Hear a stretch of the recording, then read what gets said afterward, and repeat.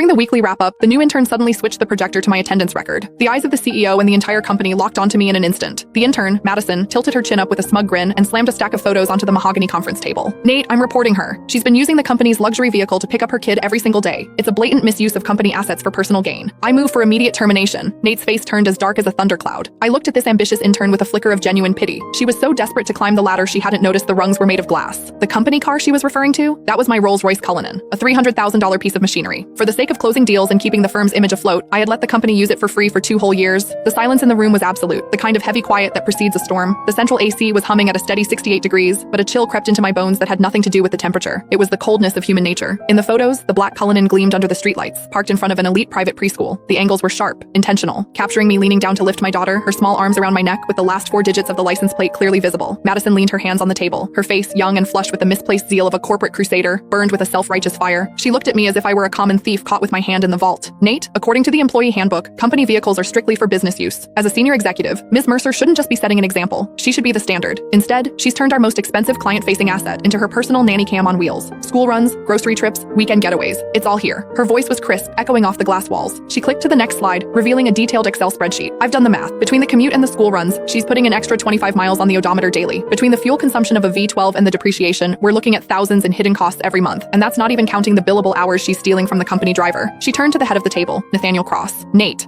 was my college classmate. He was the founder of this firm. In the early days, when he couldn't even cover payroll, I was the one who dipped into my savings to keep the lights on. Later, when we needed to project an image of success to land the big fish, my 5-year-old BMW didn't cut it. Without a second thought, I brought in the Cullinan I'd bought myself as a 35th birthday present, a car I'd owned for less than a month. I told him back then, "Take it, use it. We need the clients to see we're already in their league." That temporary favor had lasted 2 years. I paid for the gas. I paid the insurance premiums. I covered the maintenance. Sometimes when the driver was overwhelmed, I even drove to JFK myself to pick up VIPs. Everyone in this building knew that car was mine, or at least they should have. But looking at Nate now, there was no defense in his eyes. His brow was furrowed, his fingers drumming rhythmically on the table, a nervous habit he had whenever he was weighing his own interests against someone else's. "Diana," Nate finally spoke. His voice was low, coated in a professional coldness that felt like a slap. "The evidence Madison provided, is it true?" I stared at him, my heart skipping a beat. "Is it true?" 2 years ago, when he begged me for the car to save face, he said, "Diana, I'm so sorry to ask this of you. As soon as we're in the black, I'll buy you a brand new one." 1 year ago, when the cash flow dried up, I used that car as collateral for a bridge loan so he could pay his staff. He told me then, "Diana, this car is the company's lifeline. It's your badge of honor." And now, he was asking me if it was true. I scanned the room. George, the sales manager, had used that very car last week to pick up his mother-in-law from the hospital, bragging on Instagram about company perks. Now he kept his head down, intently studying his legal pad. Sarah from HR, who asked for the keys every other month for supplies but really just wanted to cruise with her boyfriend, was looking at me with a sneer, as if I were a white-collar criminal. It turns out that in the face of profit, kindness isn't just cheap, it's invisible. "What do you think, Nate?" I asked. My voice was calmer than I expected. Nate avoided my gaze.